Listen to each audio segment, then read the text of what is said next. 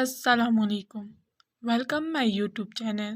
امید ہے آپ سب خیریت سے ہوں گے اور آپ کو میری ویڈیو پسند آ رہی ہوں گی۔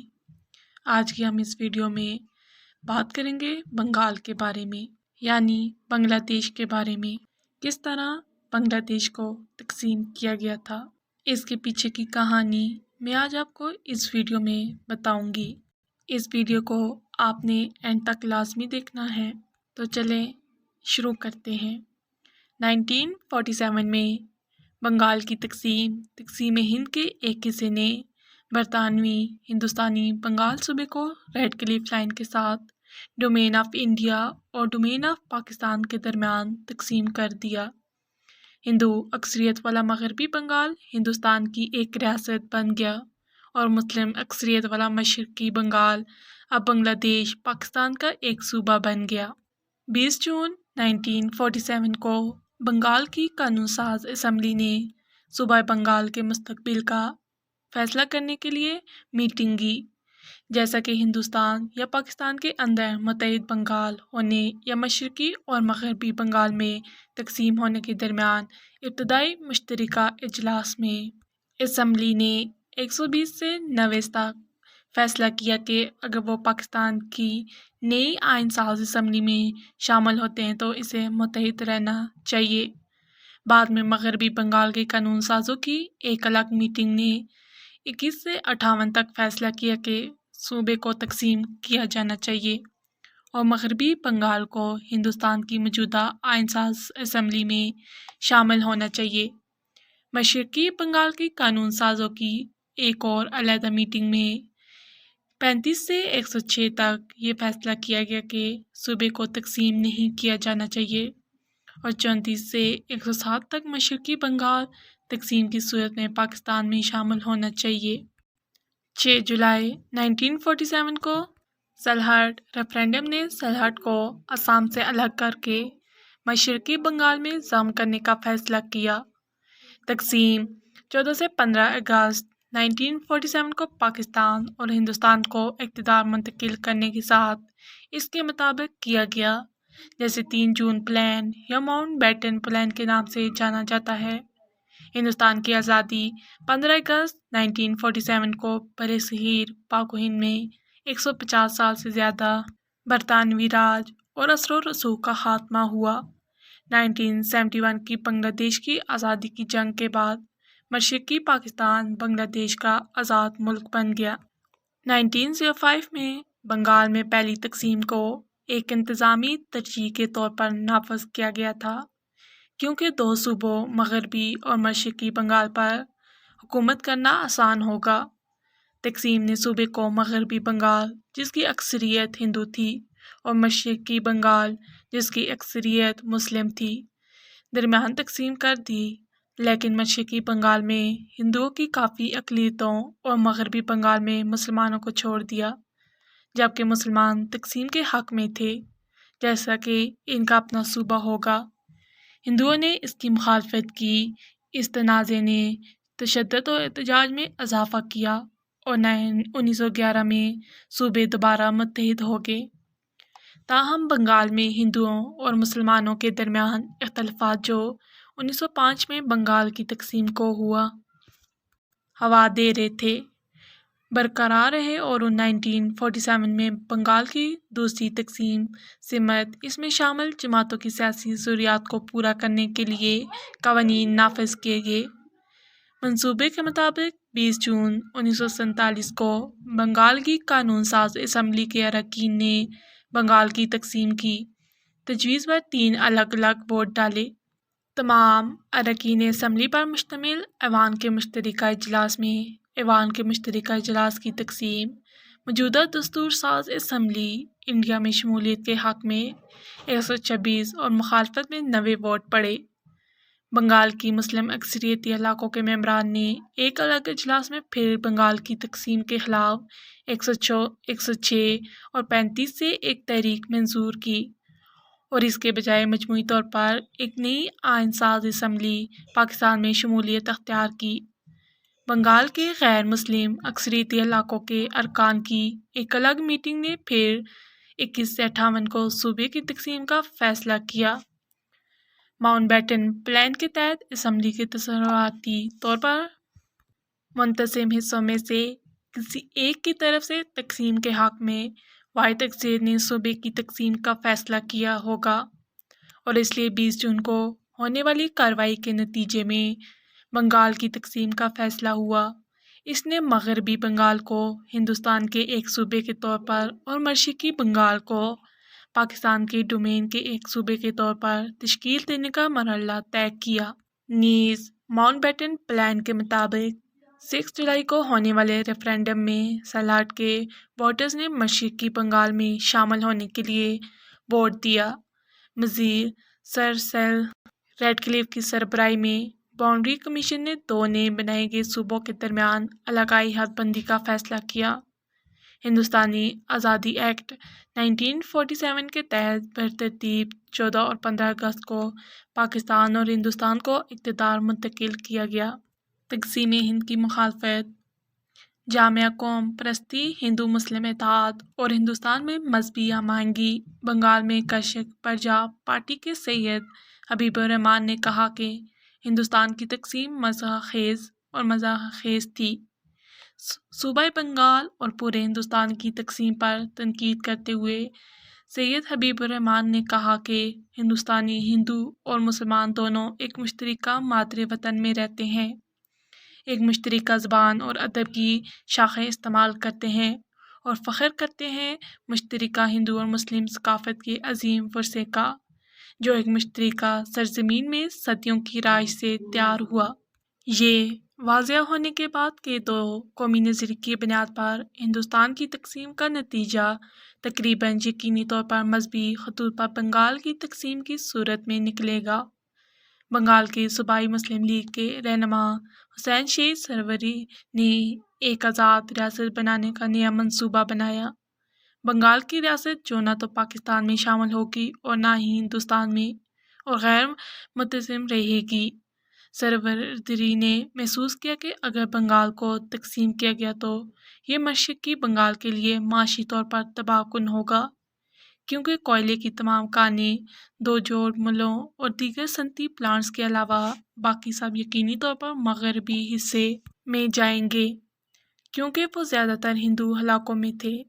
सबसे अहम बात यह है कि कलकत्ता हिंदुस्तान का सबसे बड़ा शहर और एक सनती और तजारती मरकज़ और सबसे बड़ी बंदरगाह भी मगरबी हिस्से में जाएगा।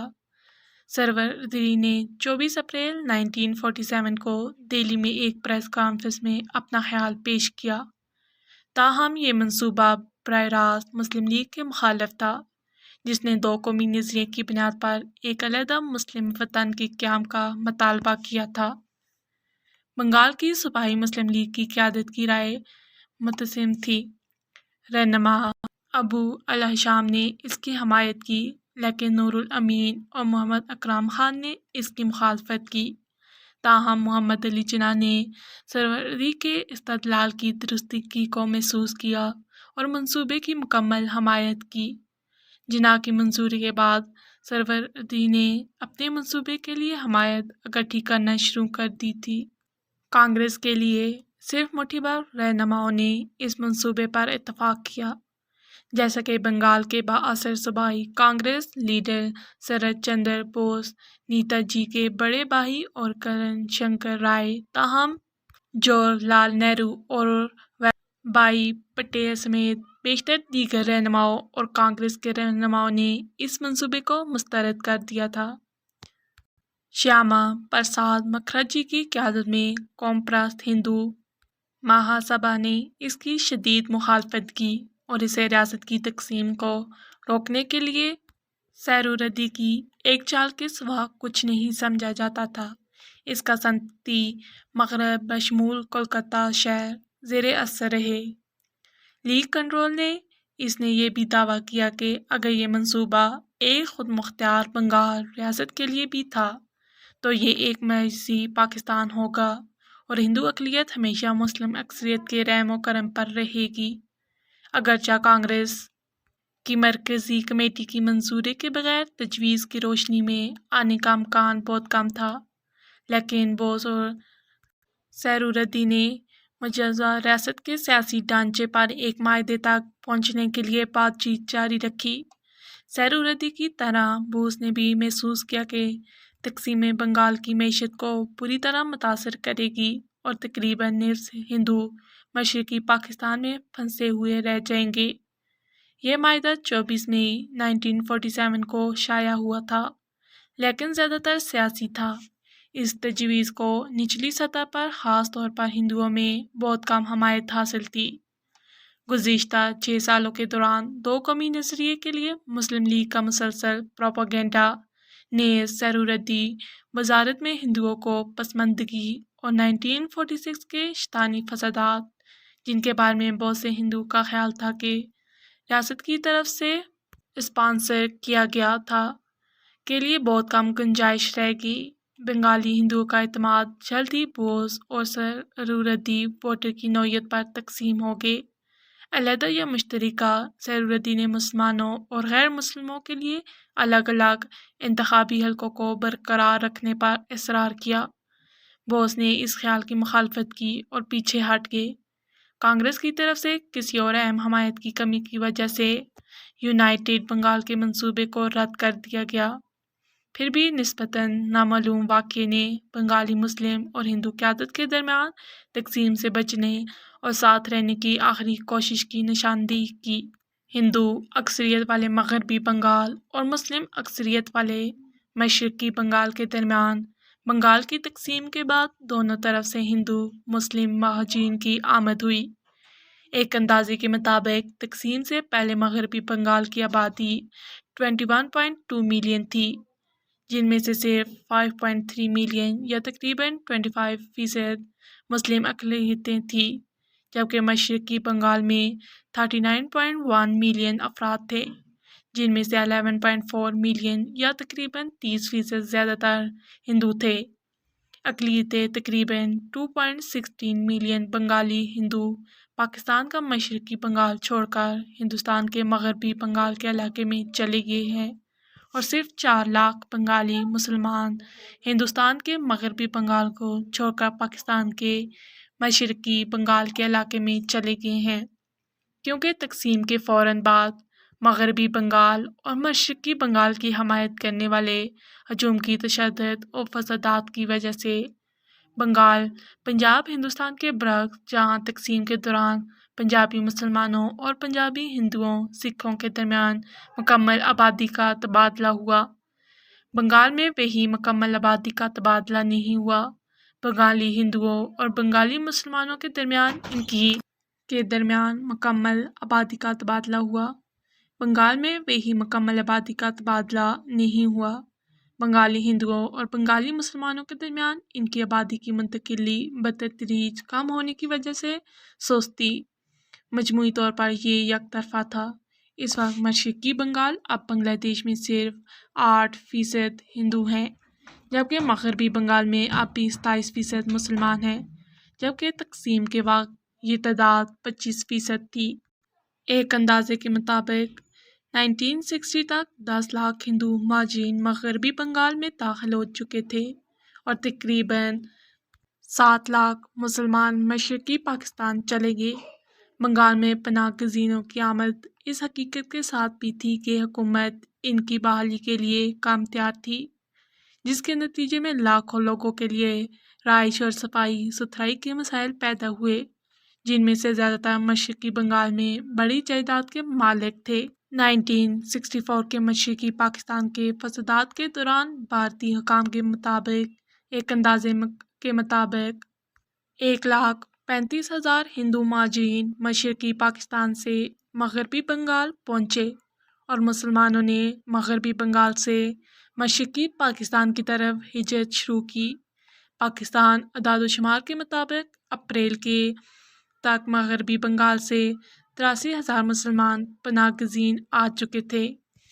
1971 میں پاکستان کی خلاف بنگلہ دیش کی آزادی کی جنگ کے دوران مہاجرین کا ایک بڑا گروپ، جس کی تعداد 72,35,916 تھی، بنگلہ دیش سے ہندوستان کے مغربی بنگال پہنچے۔ ان میں سے تقریباً 95% بنگالی ہندو تھے اور بنگلہ دیش کی آزادی کے بعد بنگالی ہندو پناہ گزینوں سے تعلق رکھنے والے تقریباً 15,21,912 افراد نے مغربی بنگال میں واپس رہنے کا فیصلہ کیا۔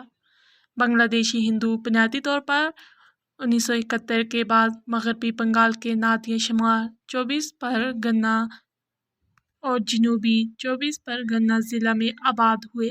1947 میں باضابطہ ریڈ کلف لائن تیار ہونے سے پہلے بنگال میں مذہبی آبادیت یہ تھی: مسلم اکثریتی اضلاع دنیاج پور، رنگپور، مالدہ، مرشد آباد، راجشاہی، بوگرا، میمن سنگھ، جیسور، نادیا، فرید پور، ڈھاکہ اور بہت سے دوسرے علاقے 24 پرگن اور بدھ مت کی اکثریت والا چٹاگانگھل ٹریک اور پاکستان کے مشرقی علاقے دنیاج پور، رنگپور، راجشاہی، بوگرا، پپینا، میمن سنگھ، سلیٹ، کریم گنج کے علاوہ اور دوسرے بہت سے علاقے تھے۔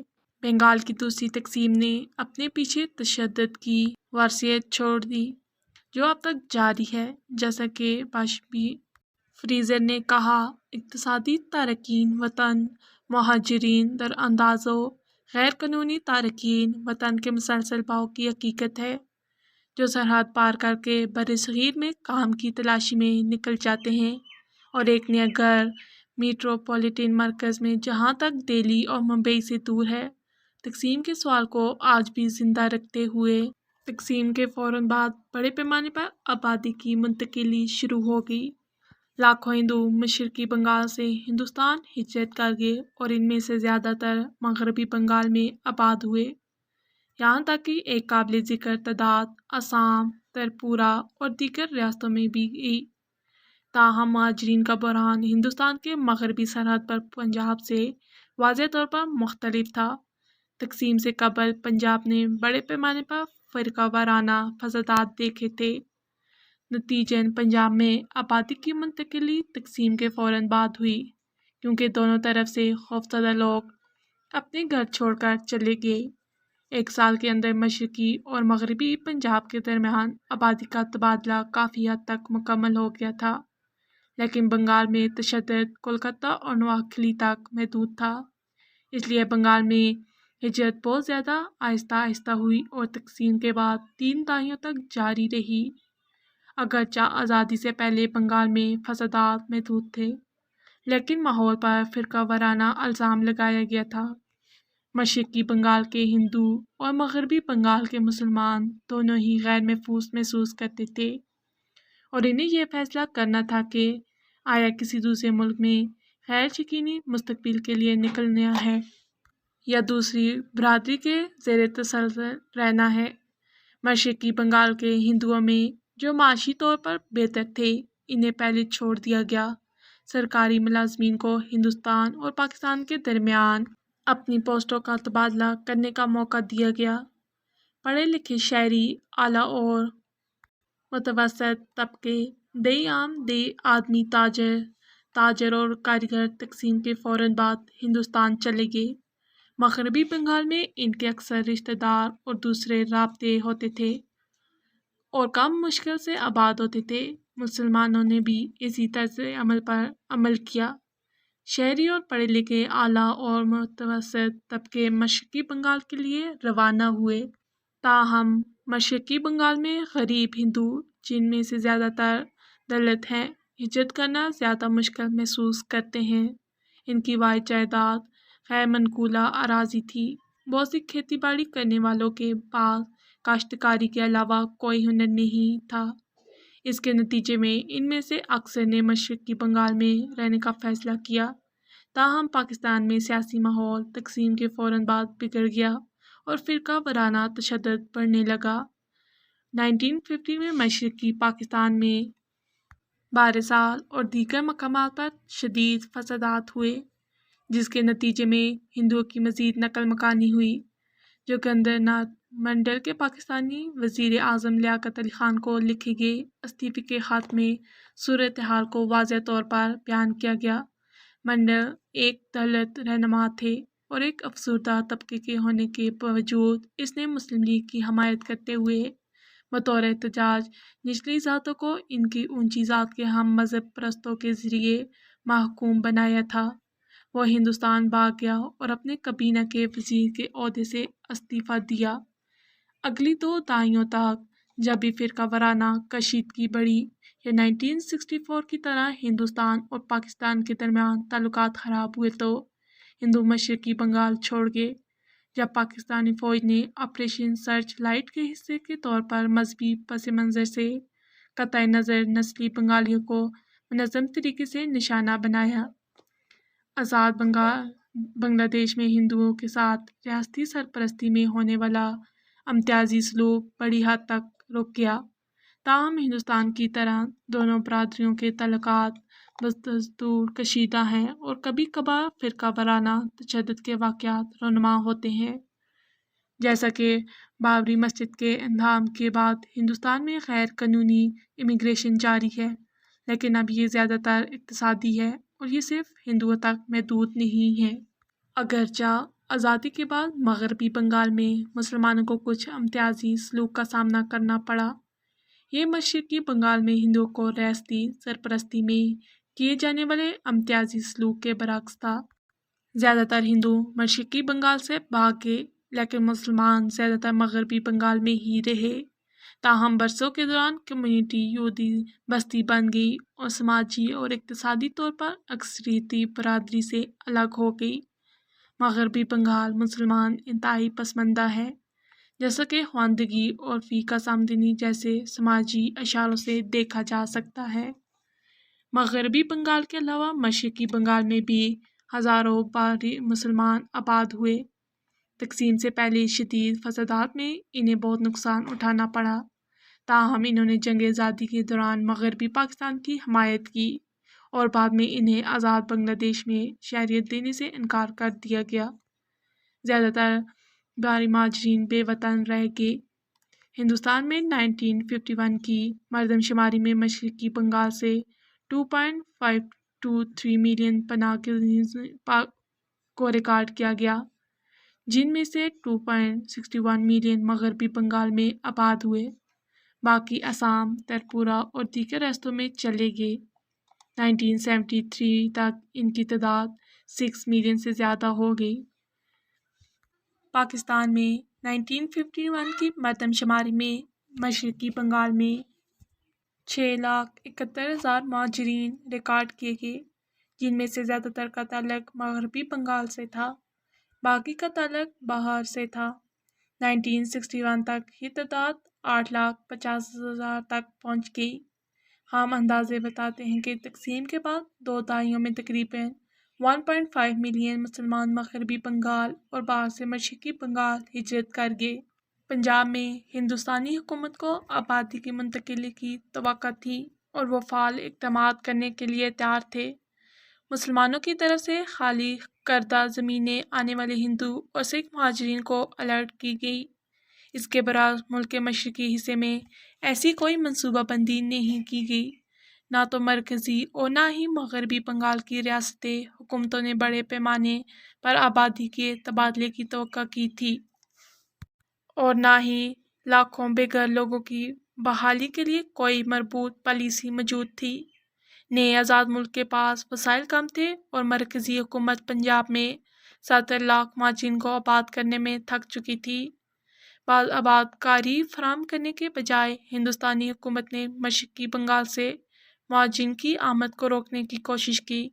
ہندوستان اور پاکستان نے 1950 میں لیاقت نہرو معاہدے پر دستخط کیے تاکہ مغربی اور مشرقی بنگال کے درمیان آبادی کے مزید تبادلے کو روکا جا سکے۔ دونوں ممالک نے پناہ گزینوں کو واپس لے جانے اور ان کی جائیدادیں واپس کرنے پر اتفاق کیا، جو انہوں نے اپنے اپنے ممالک میں خالی کی تھی۔ تاہم عملی طور پر دونوں ممالک اسے برقرار رکھنے میں ناکام رہے، یہاں تک کہ جب یہ واضح ہو گیا کہ مہاجرین کو واپس نہ بھیجا جائے گا، دونوں ممالک کی حکومتیں کوئی قابل ذکر امداد فراہم کرنے میں ناکام رہے۔ مشرقی بنگال کی پناہ گزینوں کی بحالی کی حکومتیں پالیسی زیادہ تر انہیں خالی علاقوں میں بھیجنے پر مشتمل تھی۔ زیادہ تر مغربی بنگال سے باہر سب سے متنازع اسکیموں میں سے ایک حکومت کا فیصلہ تھا کہ پناہ گزینوں کو زبردستی ڈنکارانیہ میں بسایا جائے، جو کہ وسطی ہندوستان میں ایک بنجر زمین ہے۔ حکومت کی مدد کے بغیر مہاجرین اکثر خود کو آباد کر لیتے تھے۔ کچھ کو فیکٹریوں میں نوکریاں مل گئی۔ بہت سے لوگوں نے چھوٹے کاروبار اور ہانگ کانگ کی نادیہ 24 پرگنہ اور کولکتہ کے مضافات میں بے شمار پناہ گزینوں کالونیاں پھیل گئیں۔ حال ہی میں یہ دلیل دی گئی کہ پناہ گزینوں نے کلکتہ کی سرحدوں میں جمع کیے بغیر ایک بڑھتی ہوئی شہرکاری کی سہولت فراہم کی۔ اس عمل کو ڈاکومیشن کے ساتھ اربنائزیشن کہا گیا ہے۔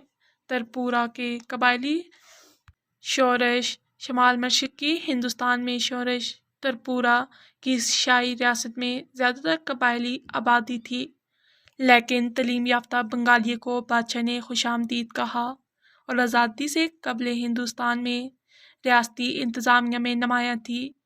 تاہم تقسیم کے بعد ہزاروں بنگالی ہندو ترپورہ ہجرت کر گئے، جس نے ریاست کی آبادی کو مکمل طور پر تبدیل کر دیا۔ ترپورہ کے قبائل اپنے ہی وطن میں اقلیت بن گئے اور اپنی زمینوں سے محروم ہو گئے۔ اس کے نتیجے میں 1980 میں قبائلیوں اور بنگالیوں کے درمیان پرتشدد فسادات کی وجہ سے قبائلی شورش شروع ہوئی۔ تب سے ایک کم پیمانے پر شورش جاری ہے۔ تقسیم اور آزادی کی جنگ کے دوران مشرقی بنگال کی طرف سے بہت سے بنگالی ہجرت کر گئے تھے، لیکن ترپورہ کی نفس بنگالی برادری سینکڑوں سالوں سے ترپورہ میں مقیم ہے۔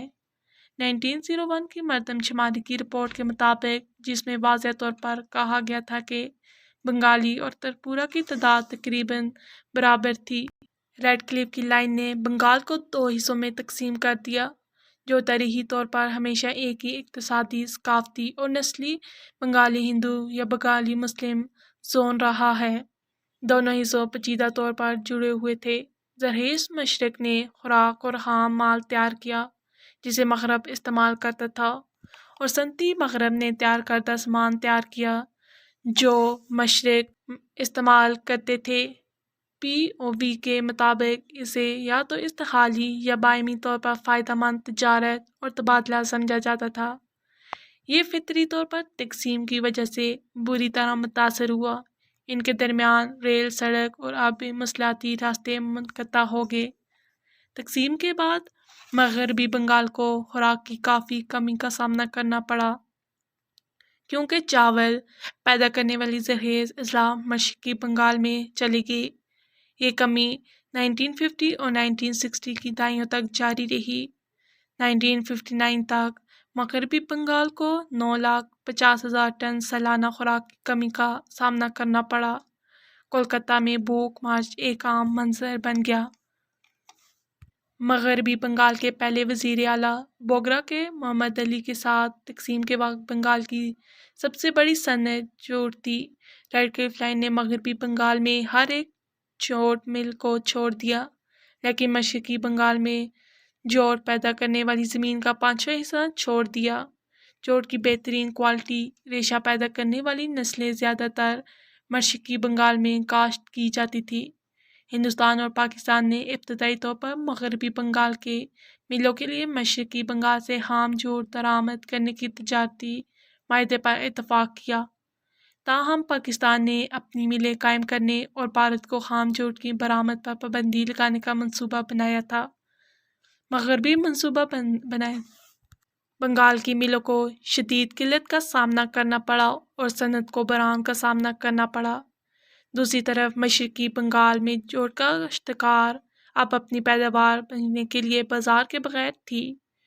مغربی بنگال کو جوٹ ایکسپورٹ کرنا اچانک پاکستان کے لیے ایک ملک دشمن فعال بن گیا۔ سرحد پار سے کچے جوٹ کی اسمگلنگ میں تیزی آئی، لیکن مغربی بنگال نے تیزی سے جوٹ کی پیداوار میں اضافہ کیا اور 1950 کی دہائی کے وسط سے آخر تک جوٹ میں بڑے پیمانے پر خود کفیل ہو گیا۔ مغربی بنگال کی میل خام کے لیے مشرقی بنگال پر کم انحصار کرنے لگے۔ پاکستان نے اپنی مقامی پیداوار کو بھارت کو برآمد کرنے کے بجائے پروسیس کرنے کے لیے نئی فیکٹریاں بھی لگائیں۔ مغربی بنگال کی کاغذ اور چمڑے کی صنعت کو بھی اسی طرح کے مسائل کا سامنا کرنا پڑا۔ کاغذی ملیں مشرقی بنگال کا بانر استعمال کرتی تھی اور چمڑے کا استعمال کرتی تھی، جو بنیادی طور پر مشرقی بنگال میں بھی تیار کی جاتی تھی۔ جوٹ کی طرح خام مال کی کمی نے دونوں صنعتوں کو زوال کی طرف دھکیل دیا۔ مرکزی اور ریاستی حکومتوں کی بہترین کوششوں کے باوجود لاکھوں پناہ گزینوں کے دباؤ، خوراک کی قلت اور آزادی کے بعد صنعتی زوال نے مغربی بنگال کو شدید بحران میں ڈال دیا۔ ڈاکٹر بی سی رائے کی حکومت نے کئی منصوبے شروع کر کے صورتحال سے نمٹنے کی کوشش کی۔ حکومت نے ڈی وی سی اور میورکریسی پروجیکٹ، درگپور انڈسٹریل زون اور سالٹ لیک سٹی جیسے آبپاشی کے نیٹ ورک بنائے، لیکن وہ مغربی بنگال کے زوال کو روکنے میں ناکام رہے۔ غربت میں اضافہ ہوا اور مغربی بنگال اپنا پہلا مقام کھو بیٹھا اور صنعتی ترقی میں دیگر ہندوستانی ریاستوں سے بہت پیچھے رہ گیا۔ تقسیم کے بعد 3 دہائیوں تک بڑے پیمانے پر سیاسی بدامنی، ہڑتالوں اور تشدد نے ریاست کو معذور کر دیا۔ شمال مشرقی ہندوستان کو ملک کے باقی حصوں سے جوڑنے والی ریل اور سڑک کے رابطے مشرقی بنگال کے علاقے سے گزرتے ہیں۔ شمالی بنگال میں سلیگوڑی کو کولکتہ اور آسام سے چٹاگانگ کو جوڑنے والی لائنیں منقطع ہوگی۔ پورے آسام ریلوے کو باقی ہندوستانی نظام سے منقطع کر دیا گیا تھا۔ ان لائنوں سے ان علاقوں سے تقریباً تمام مال بردار ٹریفک ہوتی تھی۔ سب سے اہم اشیاء چائے اور لکڑیاں تھیں۔ آسام میں چائے کی صنعت اپنی پیداوار برآمد کرنے اور صنعت کے لیے خام مال جیسے کوئلے درآمد کرنے کے لیے چٹاگانگ بندرگاہ پر انحصار کرتی تھی، جسے چائے کی پتیوں کو خشک کرنے کے لیے ایندھن کے طور پر استعمال کیا جاتا تھا۔ چٹاگانگ کے پاکستان جانے سے انڈسٹری کو شدید نقصان پہنچا۔ ابتدائی طور پر ہندوستان اور پاکستان نے سرحد پار ٹرانزٹ ٹریفک کی اجازت دینے کا معاہدہ کیا تھا، لیکن اب ہندوستان کو ٹیرف ادا کرنا پڑا۔ 1950 تک ہندوستانی نے سلگری کوریڈور کے ذریعے 229 کلومیٹر گیج ریل لنک بنا کر آسام کو ملک کے باقی ریل نیٹ ورک سے دوبارہ جوڑ دیا تھا، لیکن اب آسام کے باغات سے چائے کے صندوقوں کو بہت سے زیادہ فاصلے پر لے جانا پڑے گا۔ کولکتہ کی بندرگاہ تک پہنچنے کے لیے چٹاگانگ بندرگاہ کے ذریعے چائے برآمد کرنا اب بھی ایک آپشن تھا، لیکن 1965 کی ہند پاکستانی جنگ کے بعد پاکستان نے تمام ٹرانزٹ ٹریفک کو بند کر دیا تھا۔ مشرقی پاکستان 1971 میں آزاد بنگلہ دیش بنا، لیکن سرحد پار سے ریلوے ٹریفک 2003 تک دوبارہ شروع نہیں ہوئی۔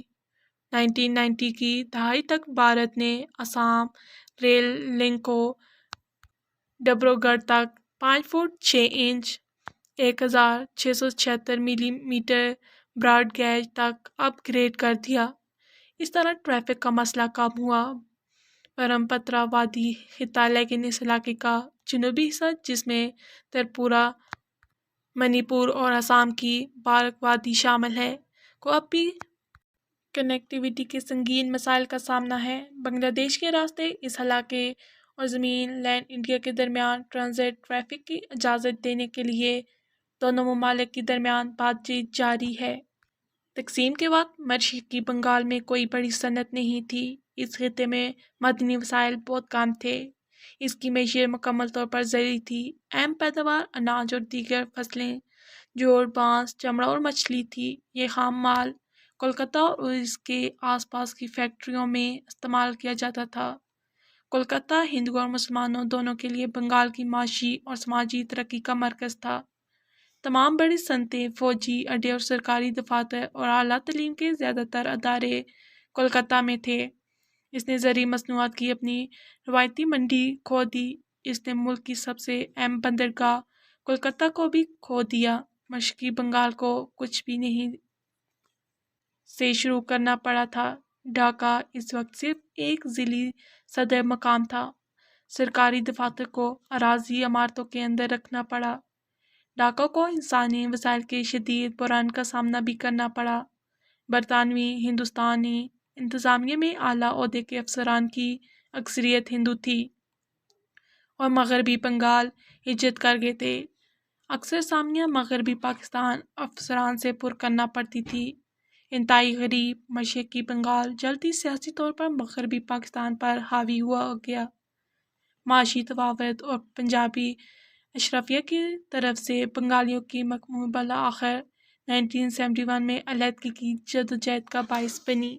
امید ہے آپ کو آج کی ویڈیو پسند آئی ہوگی۔ اگر آپ کو یہ ویڈیو پسند آئی ہے تو چینل کو سبسکرائب کریں، لائک کریں، شیئر کریں۔ شکریہ۔